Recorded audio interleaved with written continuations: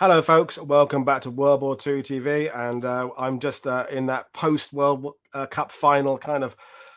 That was an amazing 2 hours to spend. But now we're going to talk about Pegasus Bridge and the screenplay that is going to be or is available now to purchase. There are links below to find it on Amazon.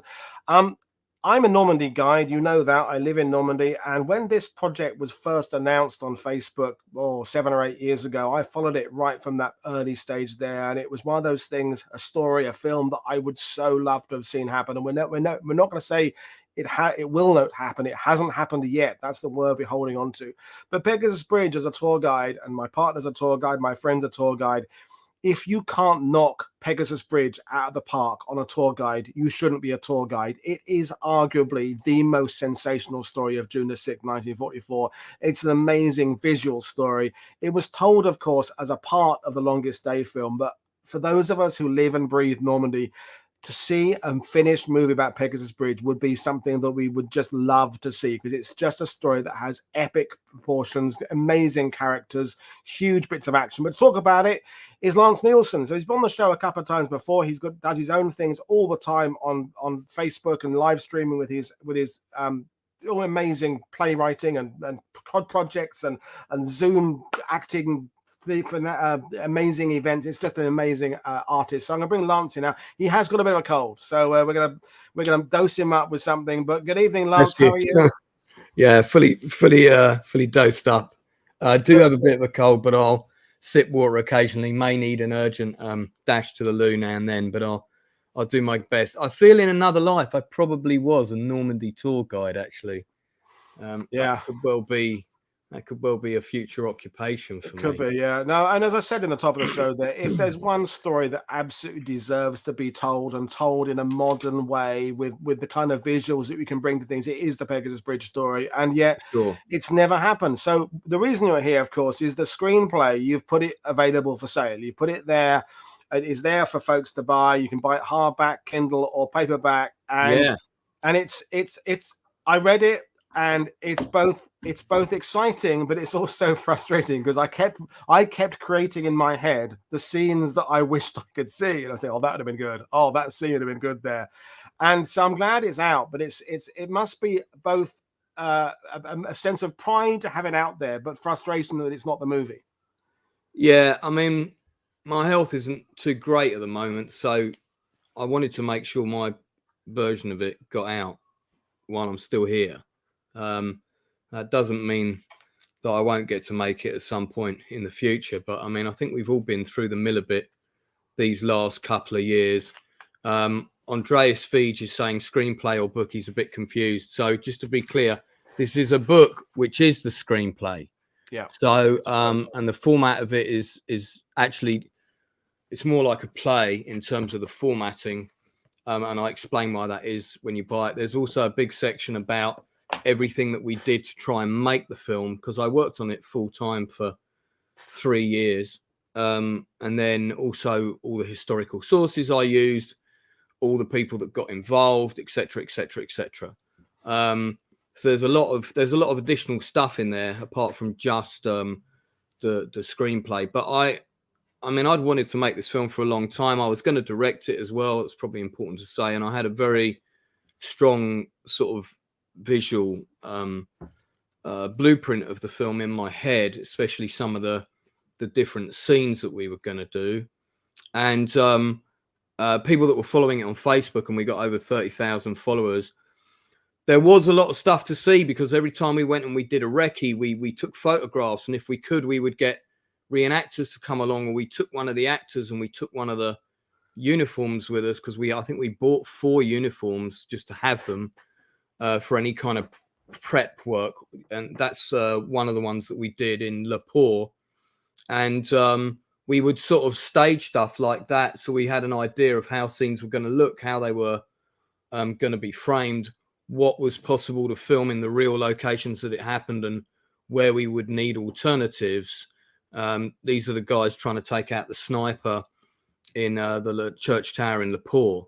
That's a good example of a shot blocking out all the modern gravestones that actually, if that guy in the backpack wasn't in the way, I think there'd be a couple of modern gravestones in there, although of course we could have easily digitally removed those So also we did a lot of prep work. We also did a promo trailer, which was purely for investors. It wasn't for the general public. It's not been whacked up on YouTube because we didn't have quite everything we needed for it at the time. It was quite early days, but you know, it was to give people a taste of what the film was going to be, particularly investors. That's why the promo trailer was made.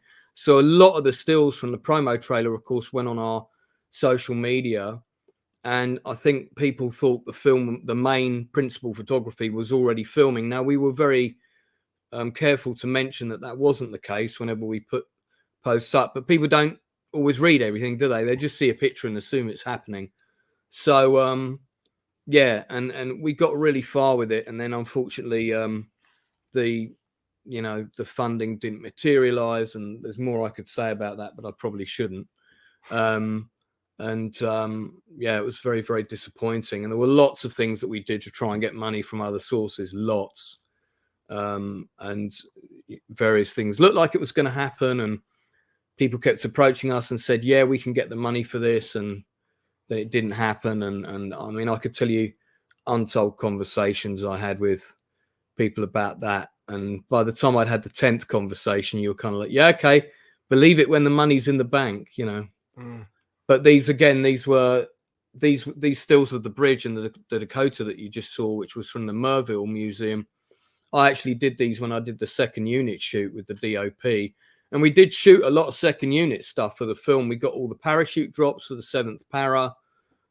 We got one of the big action scenes with 7th para. So there was a lot of stuff we did film that was second unit, but we didn't do the principal photography with the principal actors.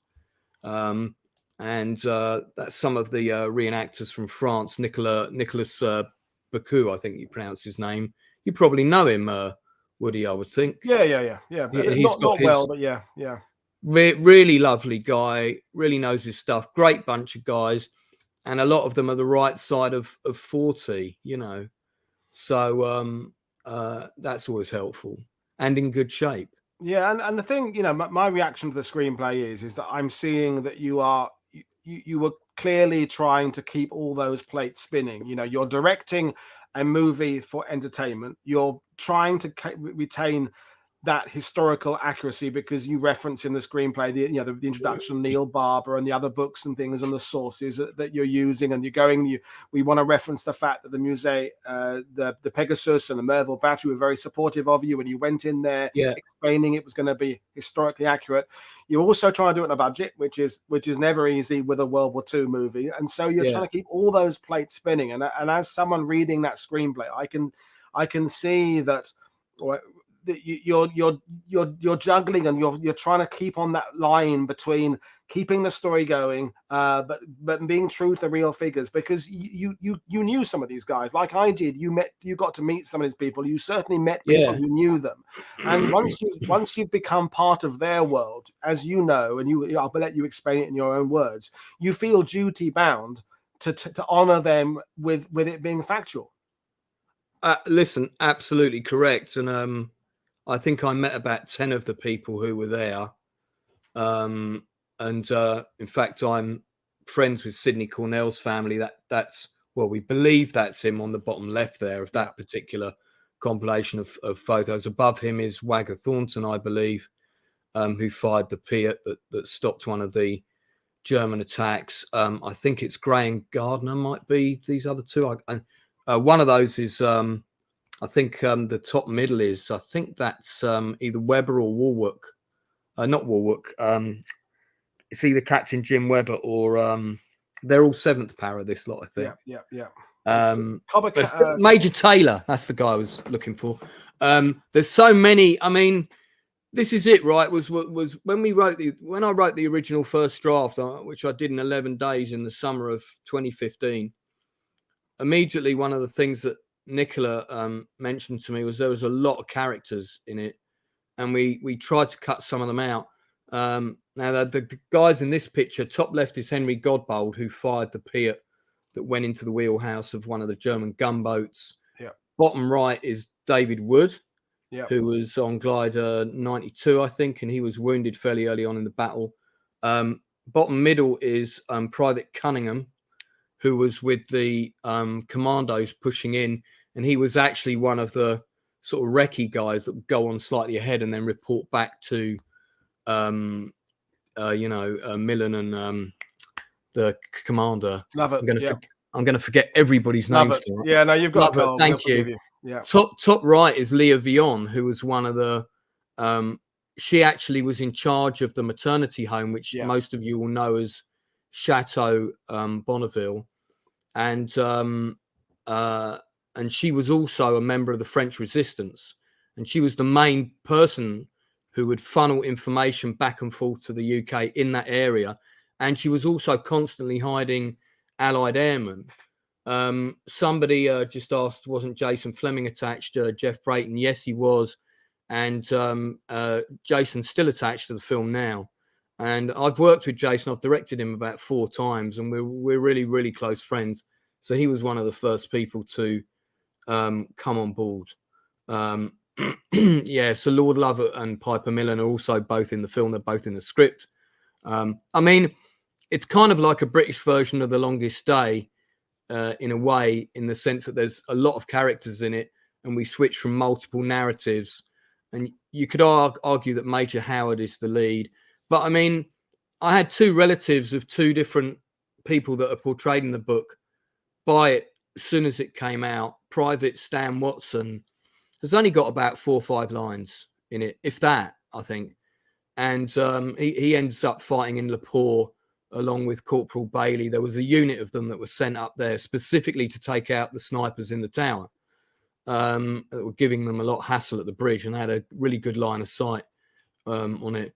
And Stan Watson, we went up to see him. We met him while he was still alive. Neil Ward, who was going to play him, great actor, actually got to meet him. And because as soon as we found out we were still alive, we tracked him down and we just went straight up to see him.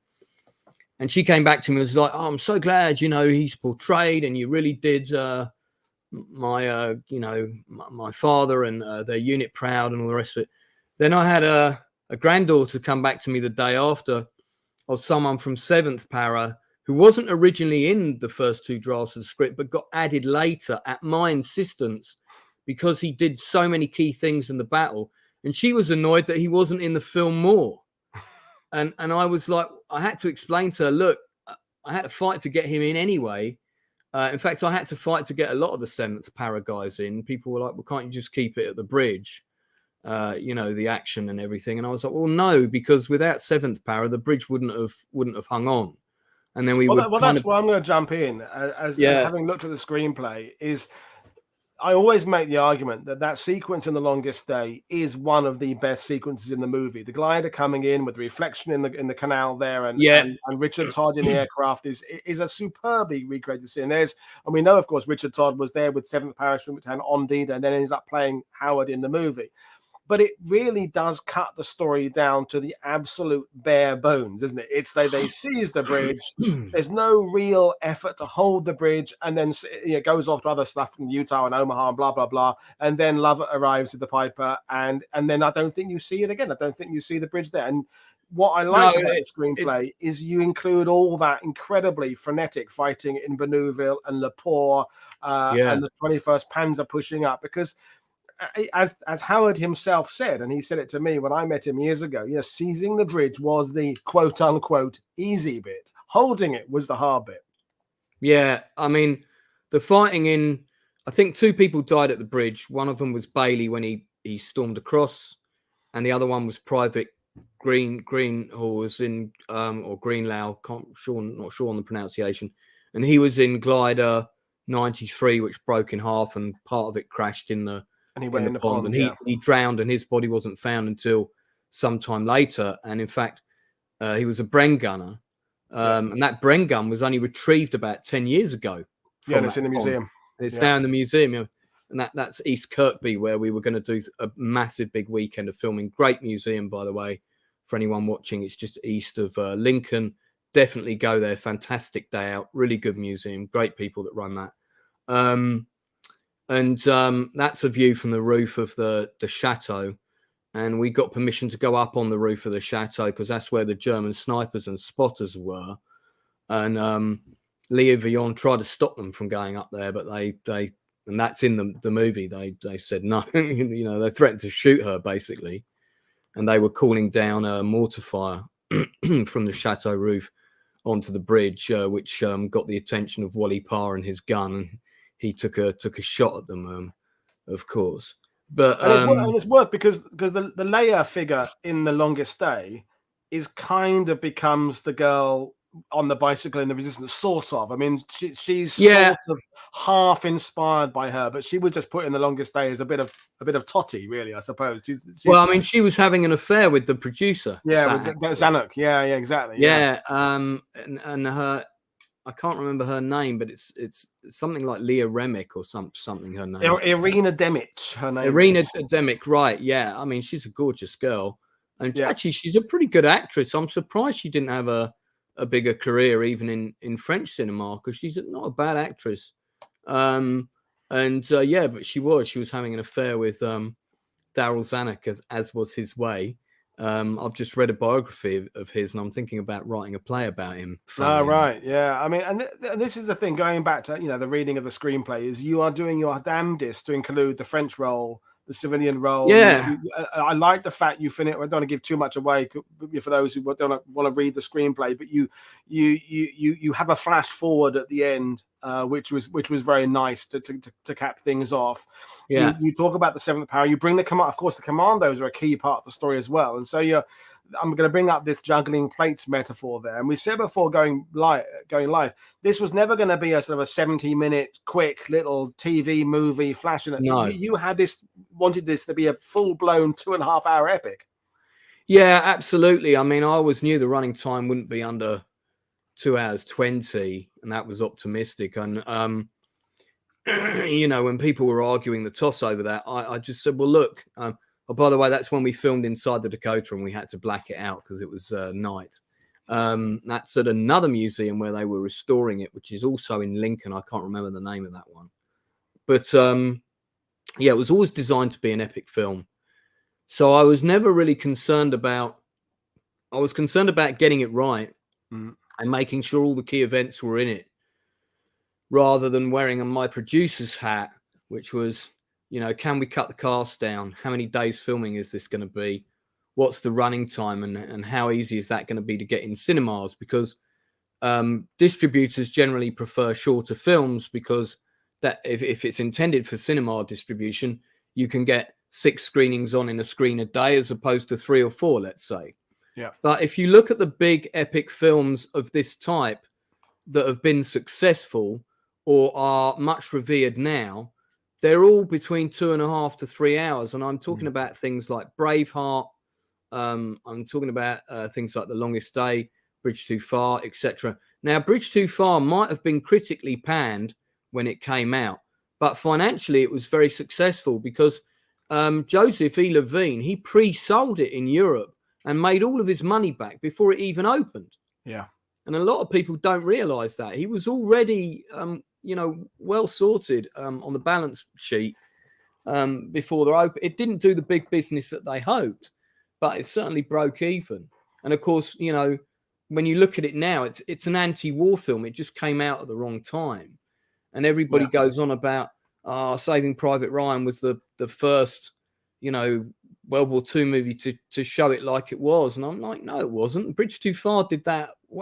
It was a minutia film, one platoon or squad, their point of view, sure, but blood and guts everywhere. But you had all of that in Bridge Too Far as well. There were people getting blown up by artillery, and the hospital scenes are very, very gruesome, and they don't pull any punches in that movie. Yeah, and the whole scene at the end with the flute and the wounded lying around the hotel, that's pretty 70s anti-war, like Johnny Go Get His Gun kind of filming. We remember the set piece action sequences, but actually there's a lot of poignancy in the movie. Not that we're here to talk about Bridge Too Far, but it's like any movies, people remember the bits they want to remember, don't they? They remember remember kind of the things that they are interested in. But again, we're coming back to this idea you have at a movie. You wanted to honor the people who are there. You wanted to make a big entertainment spectacle, because if it isn't entertaining, it won't make its money. Right. And yet you also wanted to cover all these different stories. And you know, credit to you, and I'll say it again, for even attempting this, because you know, it wasn't, you know, in reading the screenplay, I was struck by, I've been supporting it in my little way since it first appeared on Facebook. We think it was 7 or 8 years ago. And it's just, it's frustrating knowing it hasn't happened. And yet we will still hold in brackets there yet, because who knows? I mean, don't talk to me about how frustrating it is that it hasn't happened. And I get why, you know, we had a massive following on social media, and a lot of them got very frustrated and they got very pissed off, and they kind of started unfollowing us and all the rest of it. And I get it. I get that completely. I get why they were annoyed, but making films takes a long time. Look at how long it has taken to get Masters of the Air filmed and greenlit and then filmed. And it had already started filming before the pandemic started. Keep that picture up, because I'll talk about that in a sec.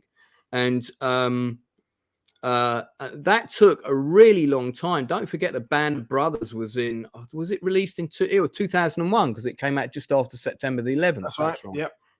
And so we're talking, you know, 20 odd years ago, and there was talk of Masters of the Air after the Pacific. I think the Pacific came out about 5 years later. I want to say 2005, 6, something like that. Sounds about right. Yeah. And you know, Masters of the Air, you've got Spielberg and Tom Hanks producing that. Look how long it took to get the money to put together and all the rest of it. This is a small film. The budget was originally 6 million. I got it put up to 9 when I realized that half of that, not half of it, but about a third of it wasn't going to go on the movie. So I wanted to make sure we had at least 6 million to spend on the film. And, you know, but and there's a million reasons why it didn't happen. But on the left there, that's me with the late, great, absolutely fantastic Alan Tompkins. And Alan came on at a fairly early stage as an advisor on the film. He couldn't work on it officially because he was in his 70s then. But he was the art director on Band of Brothers, Bridge Too Far, Saving Private Ryan, you know, Lawrence of Arabia, some films people might have heard of.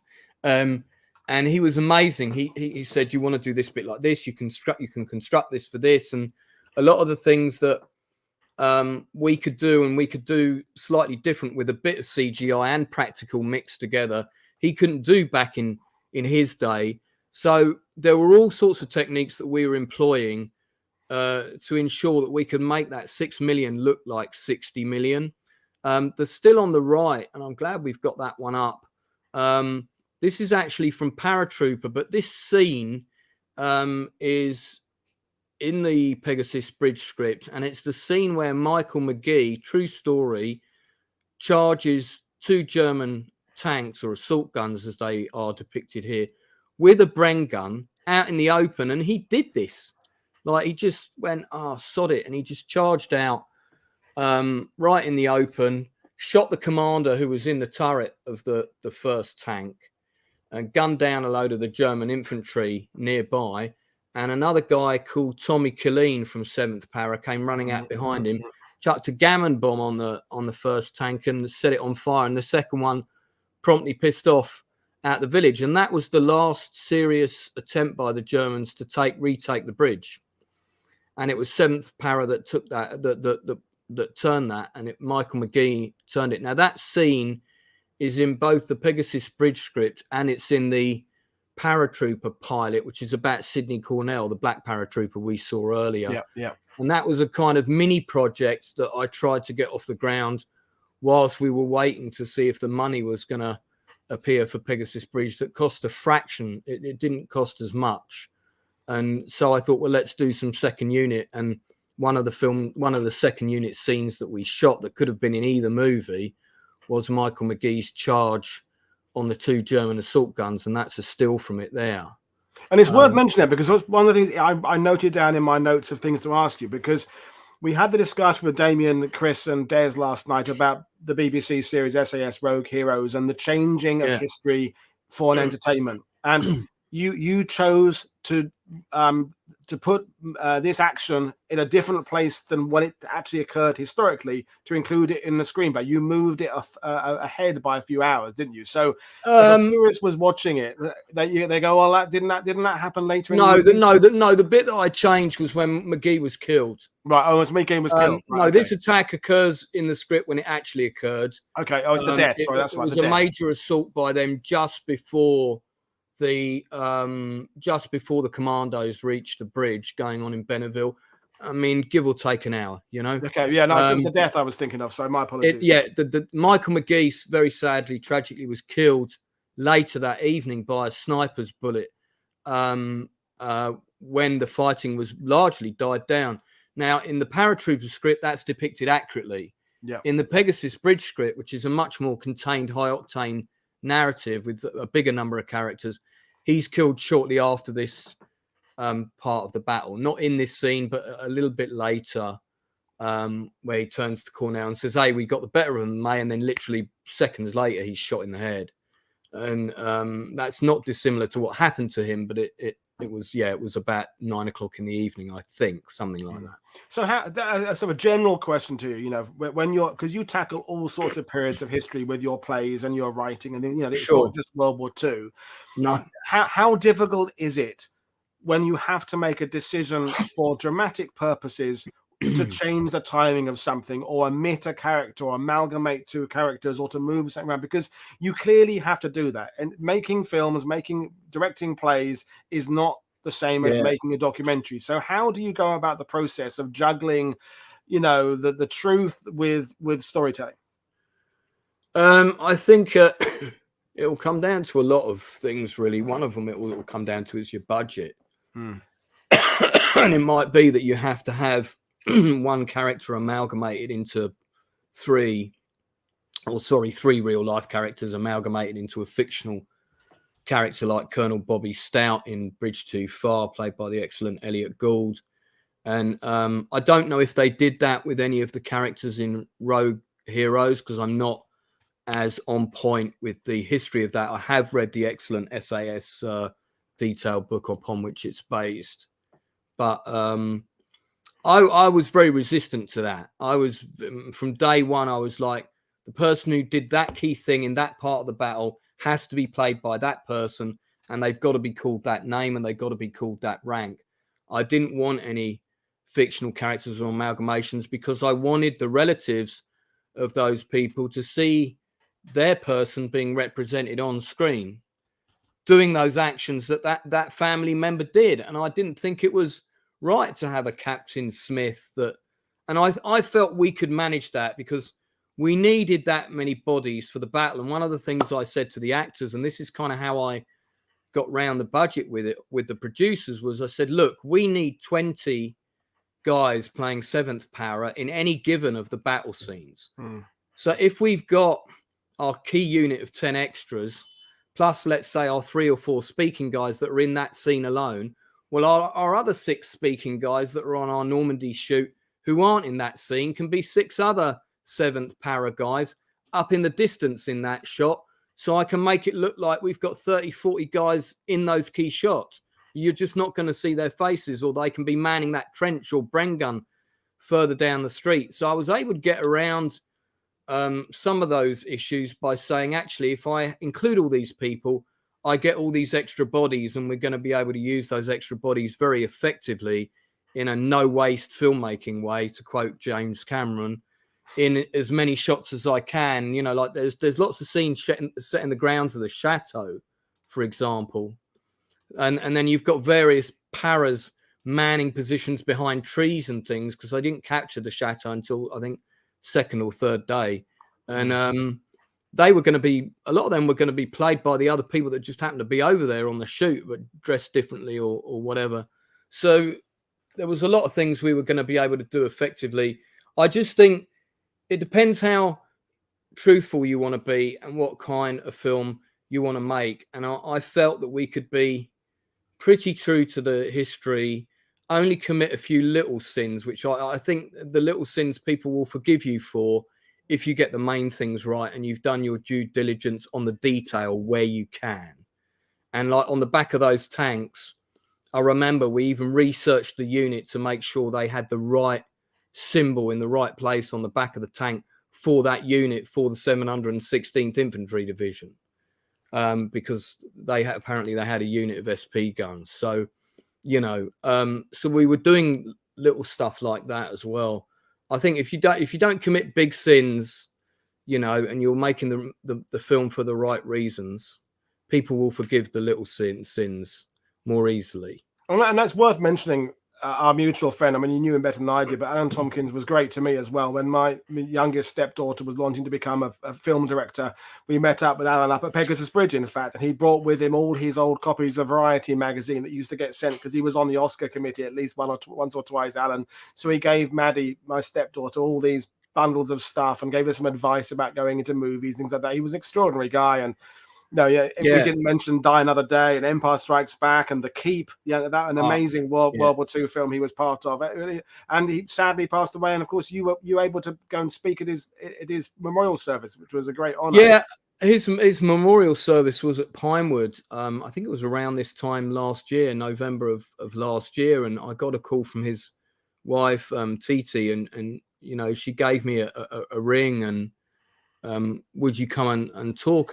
You know, you are coming, aren't you? And I was like, yeah, actually, of course, I'm going to be there, and I would like you to speak. And then when I got there, I found out that I was going last, which generally is kind of like the main speaker. And I hadn't even prepared a proper speech, so I quickly ran to the bar and downed a healthy dose of brandy and got a napkin and sketched out something that was worthy of his talents and historical career achievements, of which, you know, the list is extremely long. I mean, I've just got his IMDb up now, because I mean, his book is worth getting as well, folks. I've got a signed copy on my shelf in there. But I mean, I've got a signed copy in the other room. I might have the memorial program around here somewhere. He was Memphis Belle, Hamlet, Robin Hood, Prince of Thieves, Natural Born Killers, JFK, Rob Roy, 101 Dalmatians, Saving Private Ryan, Christmas Here it is. Carol. Look, I mean, yeah.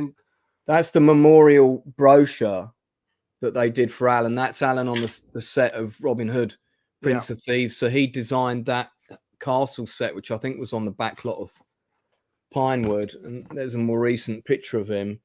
And, you know, there he is with the vehicle park.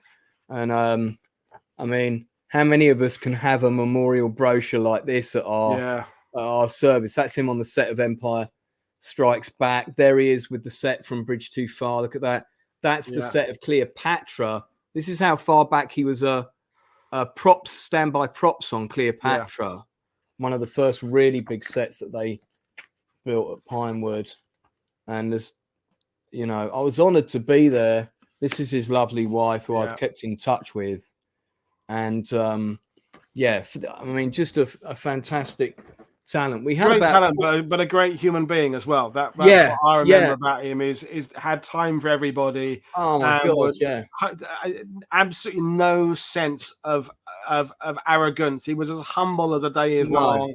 His achievements were insanely good. You know, the list of movies he worked on, and if he was on your team as backing you, and you know, you say in the introduction to the screenplay, you know, he wrote on your behalf without you knowing. He wrote to Spielberg, he wrote to Hanks and other people. That's right. Yeah, what a guy.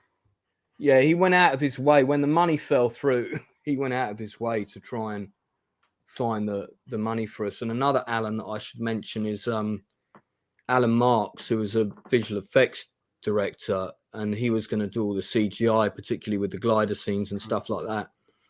And he got a rare form of blood cancer in 2017. And there was a cure out there, but it was in America. And the NHS wouldn't spot for that.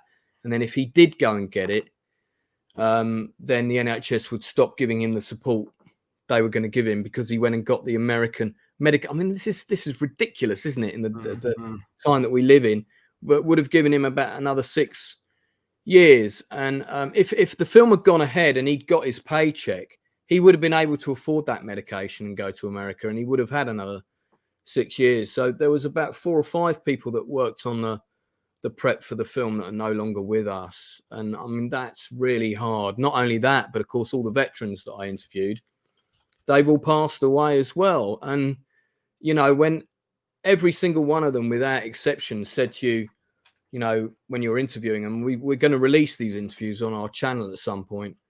Have you got anything else you want to say to the camera? Pretty much without exception, they were like, fucking hurry up, because I'm going to be dead soon. I want to see this film. Yeah. And, you know, and then I had to call their families and tell them the movie wasn't happening. And then over the next year or so, one by one, I would get a phone call from one relative or another. I'm sorry, Lance, you know, Ron's passed away last week, and this kind of thing. That was really hard, man, really hard. So, you know, yeah, there's one of the veterans there. I forget that chap's name. Who I met in Normandy. He's 7th Para, I believe. And you probably know better than me. And then on the left, that was just a sample shot that we did for taking on the snipers at Le Port. Trying to work out, you know, if you go low with the camera, can we cut out the bench? See the bench, the modern bench below? This is the sort of thing you were trying to work out with. Where can we put the camera? Do we have to get that bench unscrewed and have it moved, or can we do a shot? Can we do this shot? And you know, and that's another thing worth picking up on, because I remember when you were talking about the series, you were talking on because you're very open. When people were supporting you, you would always be completely open about where you are with the project, what's going well for you, what's not going well, what you're doing, you know, the second unit stuff you were doing, and so on and so forth. But you know, you could have just found some, I don't know, village in, you know, Warwickshire or something that said, look, you can use us for a week. But then anybody watching it would have realized, hang on, that's Normandy. The fact you absolutely wanted to do it with Normandy stone walls and Normandy church towers and Normandy streets and everything was to your credit, and maybe also a weakness, because it meant that your obsession, and I'm using it as a complimentary word about keeping to the truth, keeping it visually correct, meant that you wouldn't compromise, which is a good thing, but maybe a bad thing. Do you see where I'm going with that? Yeah, I mean, the bottom line was we knew we had to go to France to film. We couldn't get away with not filming in France without filming this shot, this scene, this shot, this scene, and so on, right? So we looked at all the actors that were in those scenes and then thought, okay, all of these people are going to be in France at least for a week or two. So what else should we film in France with these guys while we're there? And for both Paratrooper and Pegasus Bridge, we found a fantastic village that, yeah, okay, it's got a few radar dishes and drain pipes and things that we would digitally remove. But the buildings, the architecture, the blue shutters, the grey stone walls, there's even a couple of ruined buildings in the village that have been left as they were since the fighting. This was not far from behind the Mulberry Harbour place. You'll know the name of the town. And it was just south of there. And we went to see the mayor, and the church there was very similar to the one in Le Port. So anything that we couldn't get away with in Benneville and Le Port, that's very built up. It's very modern. But we were going to film in the chateau. We were going to film on the roof. We were going to do long shots on the bridge, and then we were going to do a set build of the bridge in the UK for all the stuff immediately around the bridge. We found a location to do that. That was the biggest expense in the film. That set was going to cost about £250,000, I think. And, you know, with all the trenches around it, the gun emplacement, the cafe. And I think inside the cafe was actually going to be our toilet block for the cast and crew. You know, we were going to have a toilet block inside it, that's where it was going to be in the set. So it was like we had these toilets on set. But then the village, this was us meeting with the Port Authority of Ouistreham, by the way. Just want to give a couple of people some shout outs in this photo. So Elma, who is sitting to my left, my right, actually, she would have been on my right, but left in the photo. She was a young French actress who was going to play a really small role in the film. And then she lives in her family and not far from Normandy. She ended up coming on like every recce with us. She ended up being our translator. She was going to be like my personal PA and translator. She was amazing. She's a cracking actress as well. And she came along to all the stuff for Paratrooper in Normandy as well. And then next to her, you've got Nicola Gregory, who was also one of the really good producers that worked on the film. And that was first AD David Friedman on my other side. You know, these people really did put a lot of effort in. And the Port Authority of Ouistreham, they were prepared to do everything they could to help us. You know, want to film near the bridge? No problem. Want to close the canal? No problem. Want to close the bridge? No problem. You know, they really were super, super helpful. The mayor of Benneville was going to play the mayor of Benneville in the film. You've got the mayor, he comes running out, please don't shoot my church. It's a very well documented scene that actually happened when they fired the Piet in the church. He was going to play that guy because it's only 2 lines and it's in French. And I thought, wouldn't that be great if we had the real mayor of Benneville now play that guy? And I hung out with him, and he's a bit of a showman, and I hung out with him long enough to know he's going to be fine doing and that's him there. So sitting at the head of the table with a couple of his advisor people left and right, and just going through the list of things. And this is where I want to pay you the compliment of sticking to your guns and doing it the right way, doing it with the backing of the French. Because, you know, although we all want to see a Pegasus Bridge movie, what we don't want to see is some of those classic American Hollywood producers with a big fat cigar filming it in Arizona, you know, with, that'll do, you know, and it doesn't matter if that's the last thing we want. If we want to see a Pegasus Bridge movie, it's got to be at its heart in Normandy with the right people, with the right characters, with the right history, with the right action. Because when we were just talking with the SAS guys last night about the formation of the SAS back in 41, 42, it doesn't need any embellishment. It doesn't need anything added to the story. The Pegasus Bridge story, its capture, its holding, the relief by 7th Para, by the commandos coming up, by 3rd Division coming up, that is an amazing story. There's nothing you need to add to that, some fake hokey, romance or a tiger tank being brought up by glider or something ridiculous and Hitler arriving on a motorbike. It doesn't need any of that, does it? I was obviously very keen to put a Hitler arriving on a motorbike. Now I'm saying it. That would have been quite cool. With Val Kilmer chasing him, aka Top Secret. No, I mean, Collins just said I back this movie. I think he probably means, if he's one of the investors, he's one of the little people who spent money. Collins, my mate here in Normandy, he's one of the ones who paid for the little, like I did, the little packs you did where you sent out postcards and stuff. I think that was Paratrooper. That was Paratrooper. Yeah. So, yeah, and I mean, look, both of these projects are still what you would call in development. I mean, they went into turnaround, but they're both in development. Paratrooper's got a better chance of getting made than Pegasus right now, because we only need 250 grand to shoot that. But we did a crowdfunder. We raised, I think it was about 10K, and we did the right thing with that money, which was we shot a scene that could be in either movie. We shot a load of second unit stuff that we got all of the para-dropping footage that we would ever need, with loads of Dakotas, all that kind of thing, which cost Bridge Too Far, nearly £1 million to film.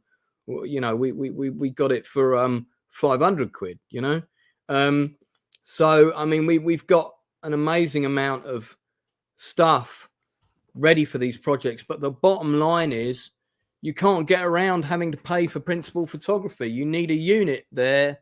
Our unit was going to be 32 people, not including the actors, on big days with your key cast and all the rest of it. That could be anything upwards of 70 people. So, and then on a small day, you're still looking at 45. And this is a 6-week shoot, 3 weeks in Normandy, 3 weeks in the UK. You've got days off and then travel days.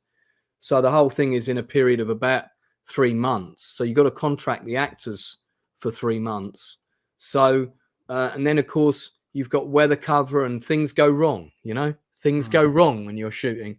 And my friend Matthew Holmes just had a terrible time shooting what should have been his dream movie in Australia. And they just had the biggest rainfall in that part of the country that they've ever had. And 1 week into filming, his set was underwater. So I don't think we would have had that problem. But that was a great museum where you could go and do tank rides in Normandy. I'm sure you knew it, and the owner has sold it now, and he sold off all the vehicles. And he had a great collection in there. He had a Firefly, he had a Duck, a DUKW, quite a lot of American vehicles, a few modern vehicles. He had a few German things, like I think he had a half track and a Kubelwagen and stuff. But again, he was another guy who was like, if you need any of this stuff, minimum price, we'll get it to the set for you. So I could have had a Firefly and a Sherman turning up, you know, just in the scene where the commandos to take out Hitler on the bicycle. Yeah, yeah. Well, just I probably would have had him in the background, you know, just arriving at the end of the street when the commandos end up at the bridge, or you know, probably in the scene where the commandos are all streaming past the church at La Pore. I probably just would have had him just for 2 seconds, just turning the corner, because all that stuff adds production value. It looks great on screen, and you know, we live in the generation now where people love the pause button and they like to go back and, you know, when you and I have probably watched Band of Brothers 20 times. Oh, at least, yeah. At least. And I'm sure you, like me, when you go back and watch it, and it's the same with Bridge Too Far, you're looking at the other details. You're looking at isn't that interesting that they've got a fire engine, a Dutch period fire engine that the Germans have commandeered, that they're using to retreat in Holland. You should do it with a couple of the actors sitting with you, because then you go down these massive, great rabbit holes about, remember when we filmed that, something was happening and they were doing that there and they brought that bit in there and we had to change that because of this and we did that. And you've spent half an hour talking about a scene that goes past in 1.3 frames. You know, it's amazing.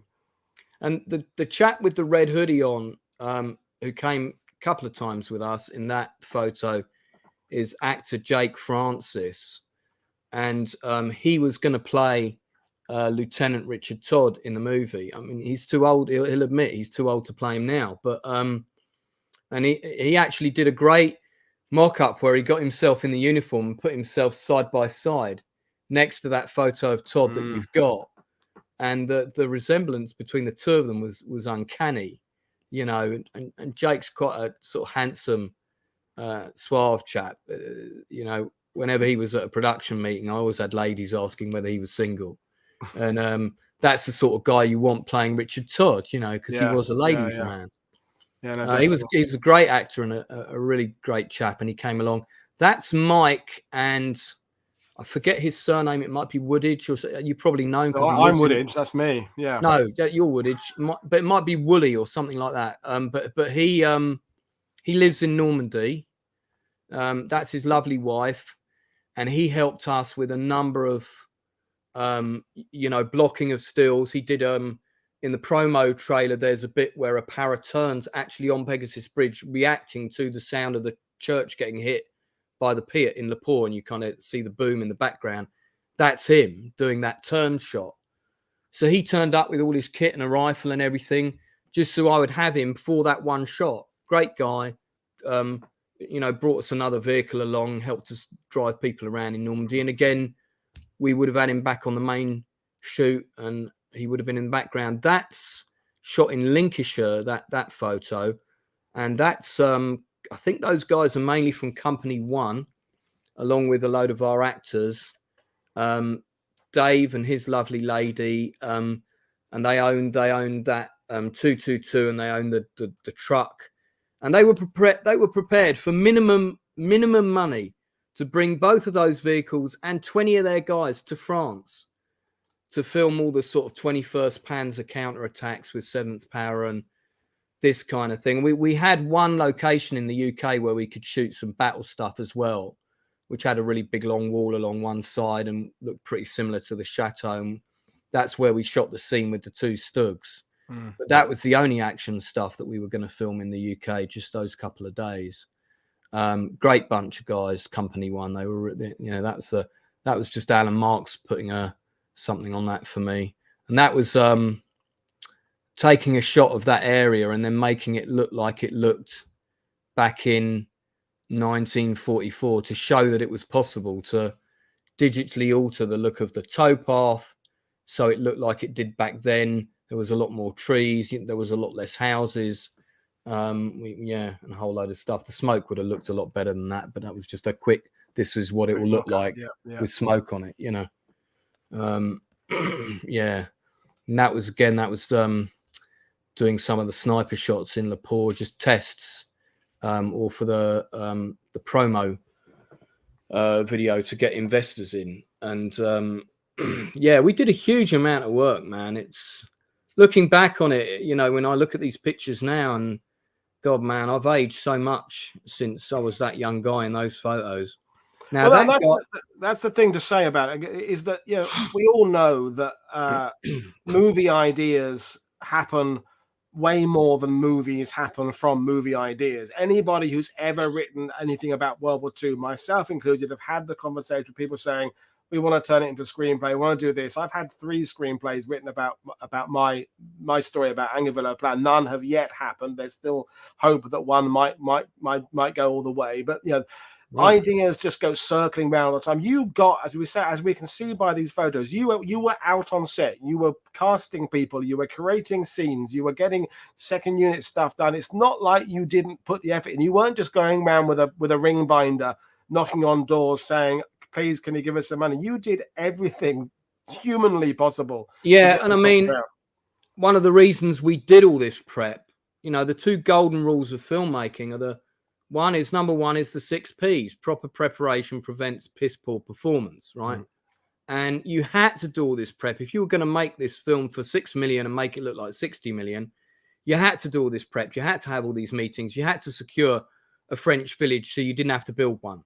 So you didn't have to build the walls, and it already had a couple of damaged buildings. And yes, we can put explosives here, and we've got this lovely farmhouse here. This was all shot in Lincoln for the promo trailer. And again, with the promo trailer, you can see this shot, for example, is the wrong time of year. We shot the promo trailer in September. If this was footage for the film, all of those trees would have had leaves on. Yeah, and then the second rule of filmmaking is no plan survives contact with the enemy. And things will always go wrong, and you have to anticipate those. Now, the chap on the left there, that's actor Mike Beckenham, who's a very talented actor. And you've got Jake Francis again, who played Todd on the right, Nicolas Bacou of the French reenactment group that helped us leaning in. He's a lovely guy. Mike Beckenham is the younger brother of Simon Pegg. All right. And he just sort of got into acting when I met him. I think he'd done a couple of little things. He's done loads of stuff now. But if Pegasus had come out at the time that it was planned and he was going to play Corporal Bailey, I really felt it would have really given his career a massive, massive boost, as it was going to do for several of the unknown actors. We're going to have plenty of known people in it, but I really wanted to see the unknown people in the show. I really wanted to see their careers benefit from their efforts. Let me just dash for a really quick pee, Paul, if I may. Yeah, no, I'll hold the fort while you're there. So folks, just a good chance to remind you what we got coming up over the next few days. We've still got a few more shows before Christmas, and I'm working currently on what's coming up after Christmas. But on Monday, tomorrow, we have a great show lined up where we're talking about diving in Saipan. So Jennifer, my guest, is going to talk about the amazing archaeological projects she's been involved in. That's diving on wrecks of Saipan, and also she's been working out in Australia. So we've never tackled underwater archaeology tomorrow. So that'll be a fantastic kind of one-off show coming your way tomorrow. And then Tuesday, we have more stuff coming your way. We have James Zobel coming on from the MacArthur Museum talking about MacArthur's campaign in Papua New Guinea. That'll be really fantastic. For those of you who are independent company members and follow the We Have Ways podcast, Andy Chatterton is coming on Wednesday to talk about the auxiliaries in Britain and the Churchill's ideas of stopping all that. That's coming up. And then I'm going to squeeze in a show on Tuesday about Wake Island. And then I've got the Zoom group meeting for those of you who are patrons. Check out the patron site. I'm hosting a Zoom Christmas party for World War II TV on Thursday, 22nd. Then I'm off for a few days to have Christmas. But Lance is back now. So bring him back in. Yeah. I just got to say, Paul, I'm so impressed with your channel, because I used to tune in sort of on the fairly early days before you'd quite molded it to where it's going to be.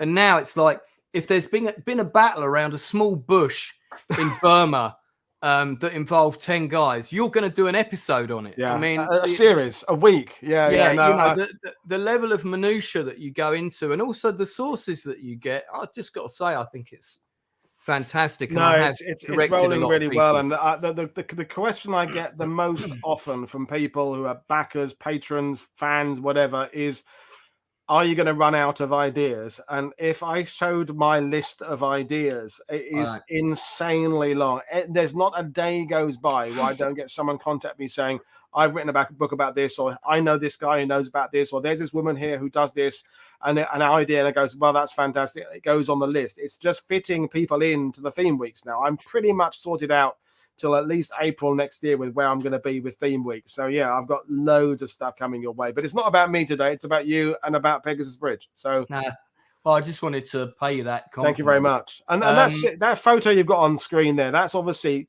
second unit photography with a bit of digital effects added there for the gun bursts. And it shows people what the level of you were going for. Yeah, that's guys dressed up as 21st Panzer. In fact, that's part of our stunt team. In fact, the guy on the twin engine MG42, that's Steen Young, who shares my Danish name. And he was our stunt coordinator, fantastic guy, lovely bloke. And again, he came and did our promo shoot for 1/3 of what his normal rate would be. And actually, he gets shot in a second and falls off the back of the truck. And that sequence is in the promo scene. And the digital effects were added by the late Alan Marks. And I think we had two of the younger guys from Company One. In fact, the lad standing up with the rifle, I think, was only 17 or 18. So the people that's very kind of you, thank you. Were really great bunch, age appropriate. Jeff Brayton made a comment in the chat earlier, which I'd like to pick up. Movies have to be blockbuster before they get financing. Now I'm not sure quite what he means by that.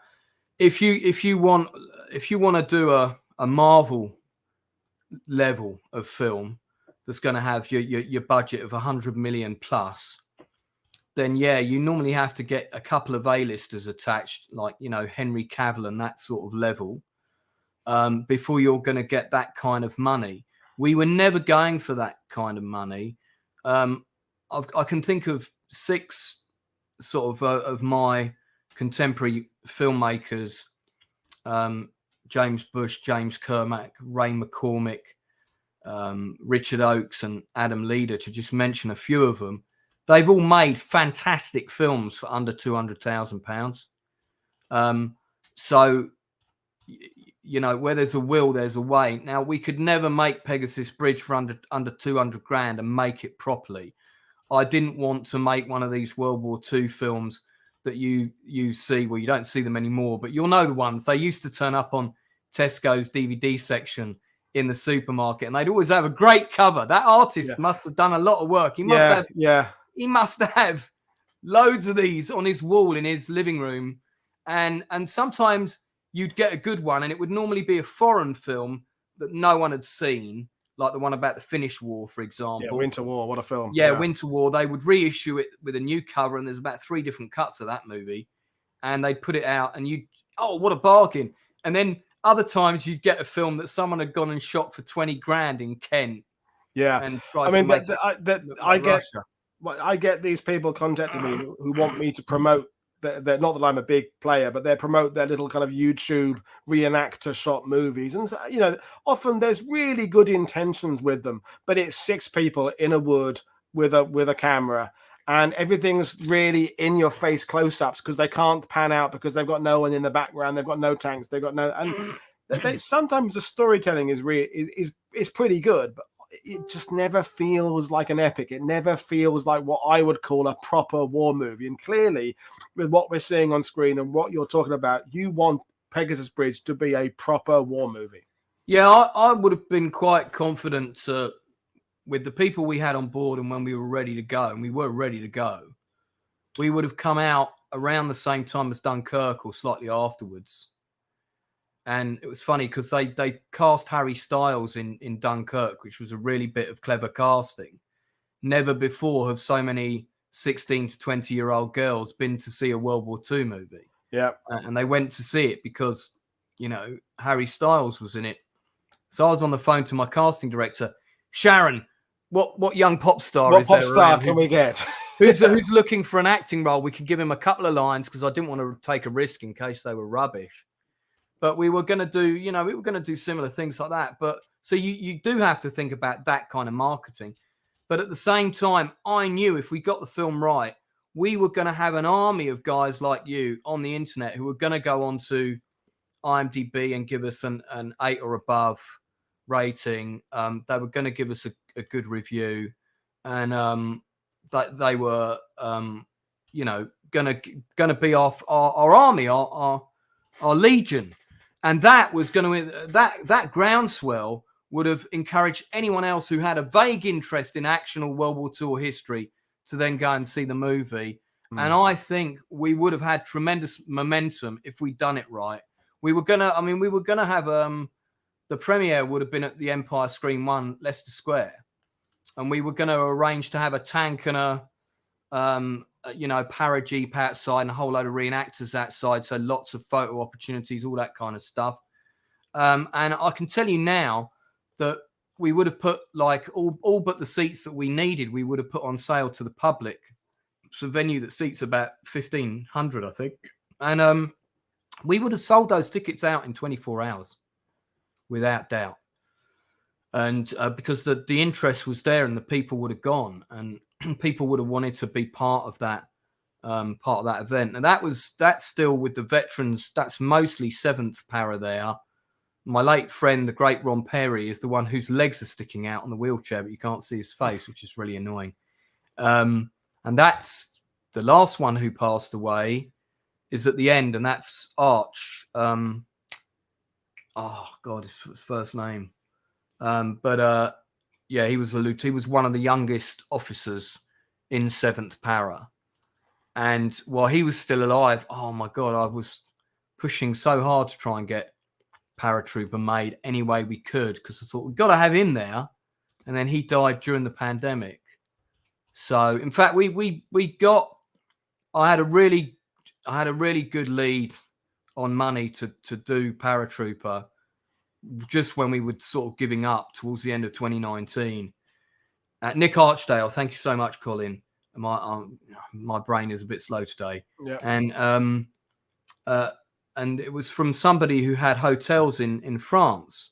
And one of the reasons they wanted to put money into our film was that they thought, you're going to, like Band of Brothers and Saving Private Ryan, you're going to encourage people to come to Normandy again. Absolutely.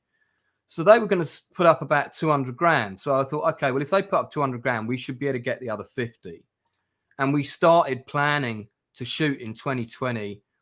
But I was really ahead of the game on the coronavirus thing. I started following that story from November. And we were just getting to the stage when we were going to start booking stuff and contracts were going to be signed on that money.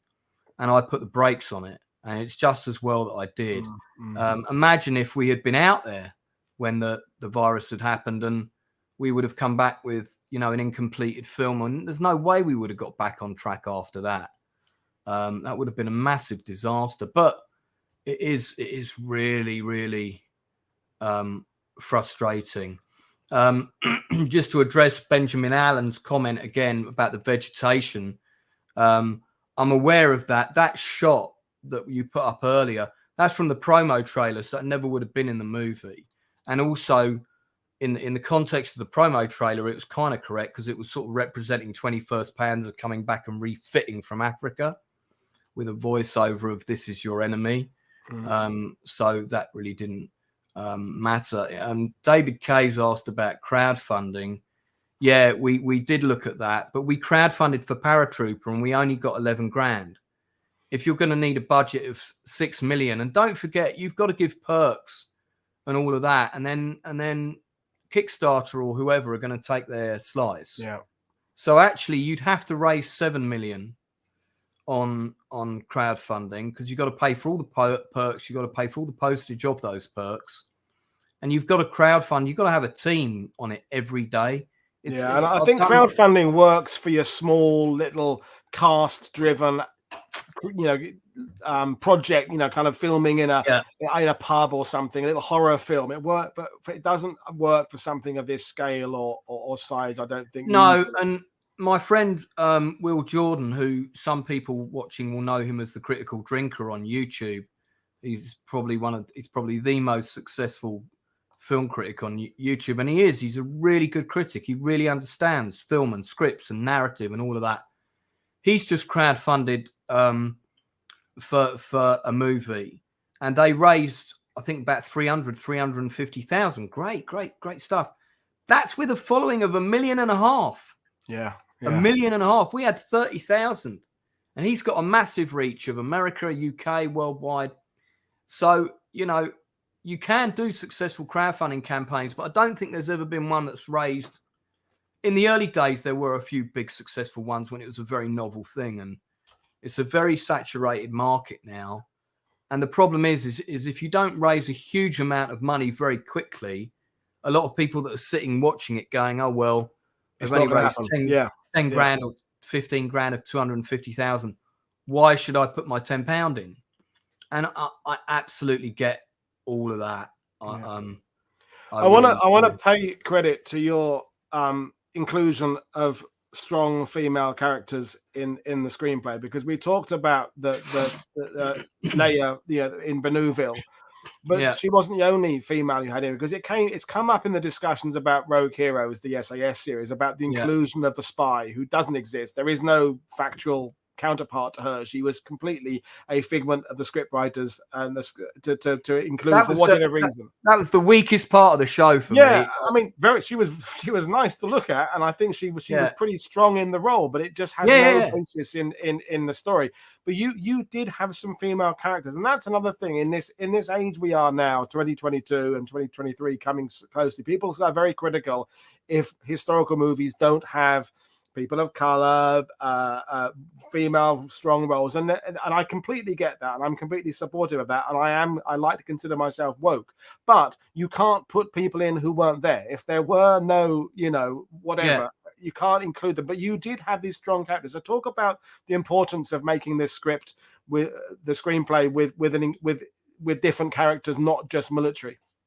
I was adamant from day one that we needed to represent everybody. So it's a British story primarily, but I wanted the German perspective, I wanted the French civilian perspective, and I wanted the British civilian perspective. So I felt we could only have one sweetheart, as in the wife back home, and that was either going to be Brotheridge's wife or it was going to be Howard's wife. I did consider having both of them in it originally, but there just wasn't time. And you only really need one character like that to show that the importance of having that person back home and what you're fighting for and what's at stake and how also it's affecting them while they're waiting for news. And I think she gets about 3 scenes in the film, if I remember rightly.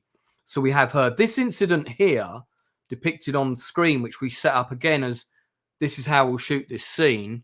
Now that's Annie Barter, who was a living history girl that I met, I think at one of the big events I went to, and she had that uniform on then, Waffy or Naffy or one of those, and I said, would you come along for this shoot, because I need to try something.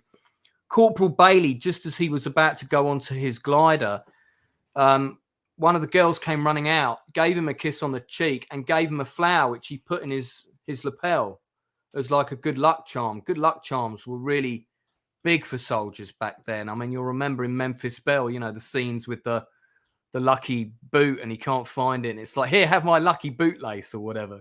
Rubber band, elastic band, rubber band. Yeah, have my elastic band. That's right, which wasn't lucky. The only film where there's been a lucky elastic band. If you haven't seen Memphis Belle, that's another cracker. It's a good 30 years old next year, I think it is. Yeah. It still holds up quite well. Yeah. Some of the effects are a bit dodgy, but still holds up pretty well. But when they went out to in plane, all of the ground crews, all of the people that were at the airfields, they all came out in droves to see him off. And all of the women were there, all lined up on the runway and everything. It was a big scene, and we were going to recreate that. And this was going to be a minutiae scene within that big scene. And there were 2 scenes that required the biggest number of extras for the film. One of them was Windy Gale's speech with all of the paras and ox and bucks listening to it. And then the second one was the emplaning scene. All the soldiers, all the ground crew, all the women, auxiliary corps, all of that lot. And we knew we could get them all. And we were going to shoot all of that at East Kirby, both of those scenes actually, over one big long weekend. And we were going to make it a big event for all the reenactors. And that museum never closes. So we were going to let people come in and watch us film, And this is a scene from that. But I made sure I included 2 other French female characters. And whenever I can put the women in and have them show the impact that they had on the narrative in this story, I did. So the fact that she ran up and gave that flower to Bailey was really important to him. And we hold on it a couple of times more in the film, and I probably would have had a shot of him touching it at the end. You know, he's made it kind of thing. There's another scene with a woman outside of a pub when Seventh Para are on their way to the airfield, and they stop, and all the people outside the pub see them all blacked up, and they realise, they know they're going in. They're going in. This is it. And these two boys come running out and going, "Oh, you're going to fight the Germans, aren't you? You're going now." And the mother's like comes running out. "No, they're not. Don't say that. You can't say anything," because she realises, you know, careless talk costs lives. We can't say that. But everybody outside the pub knows they're going to war. So I made sure that woman had that key role with the boys there. And then everybody outside the pub stands up and salutes Seventh Para, and there's an injured airman and gets lifted up. That story was told to me by one of the veterans of Seventh Para. It really happened. And everybody in Seventh Para got their change out and threw it out the back of the trucks as the trucks were driving off, because the road was blocked or something and they were held up for a little bit. And I think it happened a lot earlier in the day than I imply in the film script. But, you know, all of these little things, they're all true events. They all really happened.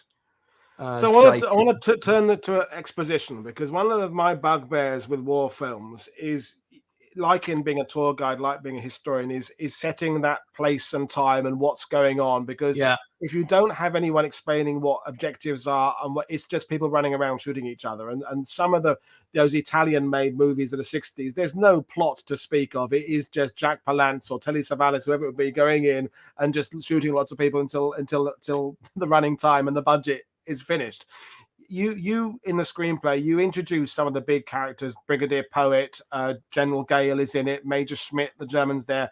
So how difficult is it when you're creating a script like you're doing to kind of keep the audience understanding what's happening, but you don't want to lose the excitement by having too many standing round map scenes, because you need them. And Bridge Too Far has some standing round map scenes. So how do you solve that sort of dilemma of exposition but plotting?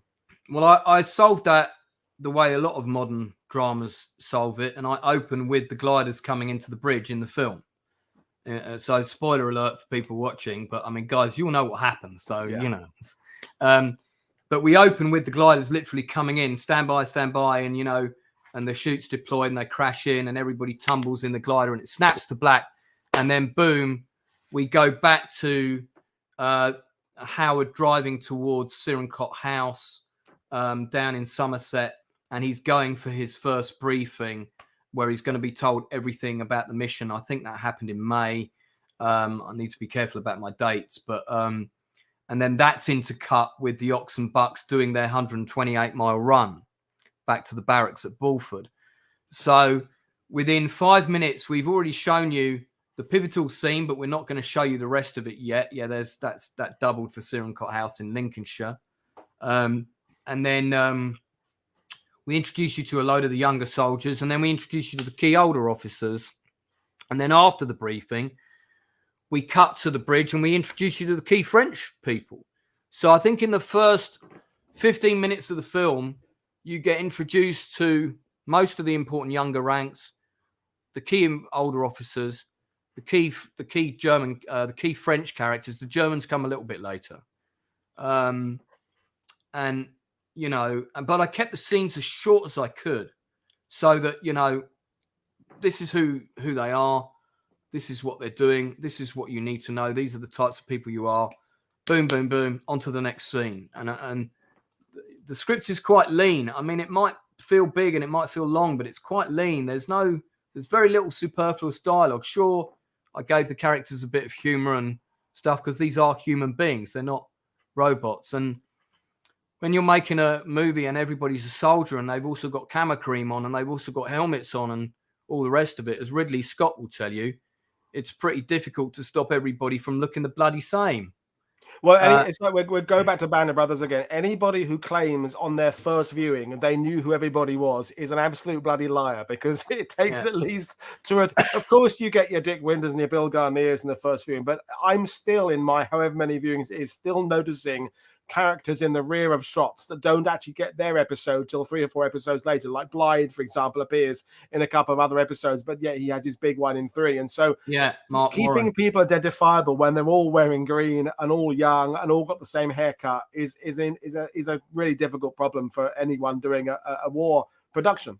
Yeah, and you're gonna have to have your actors take off their helmets sometimes. I mean, I'm sorry about that, but you know, I have Howard take off his helmet 3 or 4 more times in the film than he would have done, because you know, we need to see the full emotion on his face. Yeah. It's just part of the important emotional continuity in a narrative is very, very important. And if you can't tell what the characters are thinking or feeling, and it's all about what's behind the actor's eyes in a movie, you know, that's what performance is. You won't connect with them, and the stakes have got to feel big in this film. You know, this was one of the most important missions of many missions on D-Day, 6th of June. And I don't think if the bridge hadn't have been captured, you know, the war outcome would have been different. I do think the Allied number of casualties would have been much higher. It would have taken us a lot longer to break out of Normandy. We wouldn't have been able to break out on that side at all. And we wouldn't have been able to engage the Germans on that side. So the armour wouldn't have all been funneled into that flank. It would have come round and gone all up there. So, you know, it was key for a really large number of important reasons. Well, I think that's when tour guides talk about Pegasus Bridge, as you say there, it may not be the most important event of the day, although it is very important, but it's really good from the Eisenhower's point of view that the first bit goes well. And the first bit did go well. It is the first key. Yes, you could say the minesweeping of the channel happens early. Yes, you could argue that there's preparation been done. But in terms of June the 6th itself and that actually getting boots on the ground, the Pegasus Bridge seizing of that is the first bit, and it went well. It went to plan, on schedule, ahead of, and that's a great thing. So we will wrap things up fairly soon. Now, I want to kind of make sure that we big up the fact people can buy the screenplay and your hopes for it. And I want to get across the fact that it is not just, you can actually learn the history from it. If you don't know the history, you will learn the history of Pegasus Bridge from the screenplay. And if you do know the history, you will get a nice character-driven version of that same story. Because, you know, we all love Neil Barber's writing. We all love some of the other books there. But there's something about a movie that just has that narrative flow that makes for good storytelling. And you know, my hat's off to you, Lance.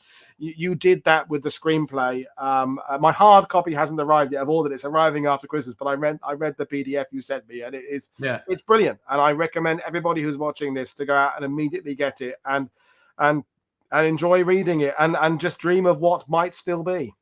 Hang on, let me put my World War II hat on quickly before we wrap up. There we go. Yeah. Then we can match each other now. That's it. I've got my special Woody hat.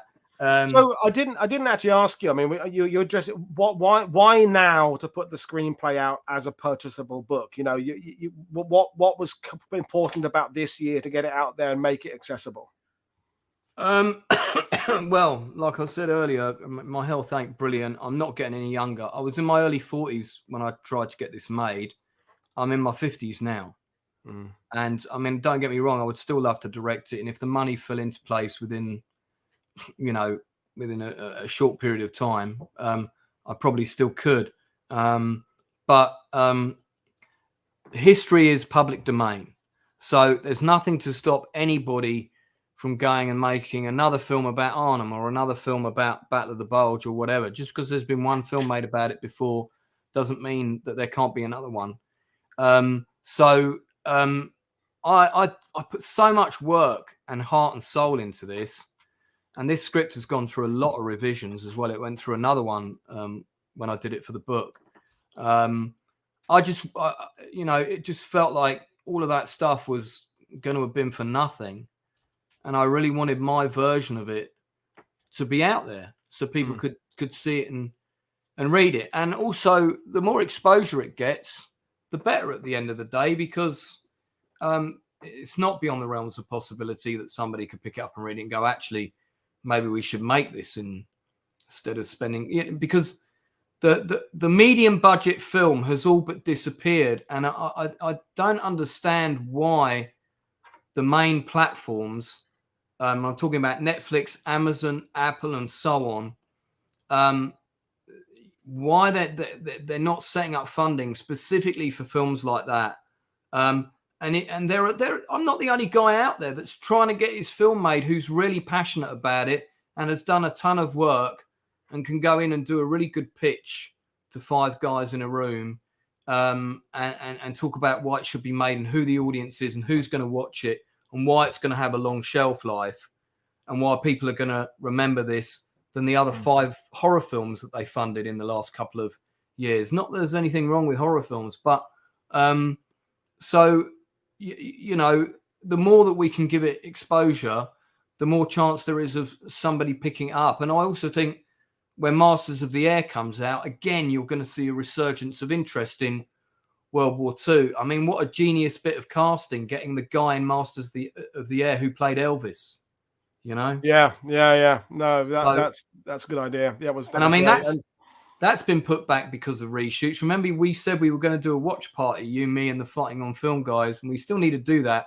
Yeah, we will do that one day. Yeah, I mean, and this is the thing, isn't it? How many times in the last few years have we said, because there's every now and then there's a new war film. We've had 1917, we've had Operation Mincemeats come out. There have been these quite big budget release, and every time one comes out, we think, will this kickstart that whole thing? Because back in 1950, I think 58 was the peak of war films. I did my maths one time, and there was like 30 major US films that year and about 20 major British war films that year. You know, we're never going to get back there again. But each time a new movie comes out, you think, will there be others, smaller movies coming out in their wake? It never seems to happen. It never really seems to kickstart the medium-sized films you're talking about. We still have to keep waiting for these big ones, and it's something that I don't object to these big ones. And the BBC one apparently had the budget. The CSCS one had its budget reduced by a third because of COVID, so they didn't go as quite as big as they wanted to. Hopefully, the second season will have the increased budget. So, you know, we're still waiting for that massive, great release of war films where there'll be the big ones, the medium ones, and the small ones. There'll be some intimate projects and some big epics again. I mean, yeah, I've written a script for the Dieppe raid, and you know, and I've written 6 of the 10 paratrooper scripts. 6. I'm going to publish all of those as well. People that are watching, that are interested in following what I'm doing, you can see it on the back of the hoodie here. Just find the Outcast Creative both on Facebook and YouTube. You can subscribe to it. It isn't a World War II channel. I do all sorts of interviews with all kinds of creative people, and the Outcast Creative is mine and Dick and Tolson's company that we started in 2019, and it started off as an acting class, but it's also my channel and a whole lot of other things. But we also have a Facebook page. So somebody in chat was mentioning about how to get hold of me.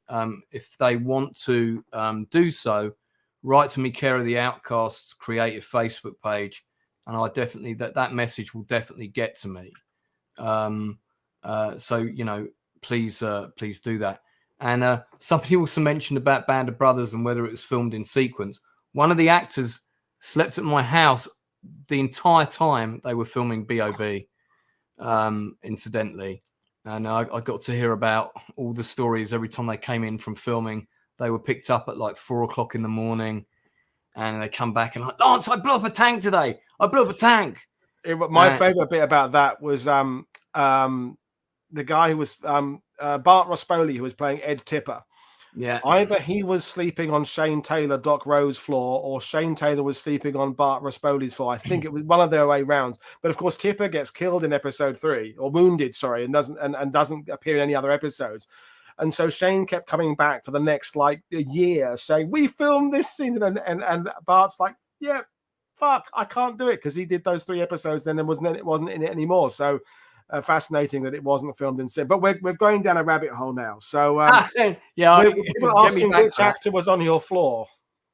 It was an actor from Liverpool called Stephen Walters, who played McGrath McGrath, knocks out the Stug in episode 3. And he's the guy who's going, "You're going to get me killed, Lieutenant. You're too close. You're too close." And he's got the bazooka. And he was in the one with Sean Bean, the 30 AU one, wasn't he? He was, and he did all the. He got out of most of. He didn't want to do all the stuff with Dale Dye, and he got out of most of the training. He didn't get out of all of it, and then he did about 2 days of that stuff. And when he was on the parade ground with his rifle, and he tried to do the thing where they do that thing where they do arms, that.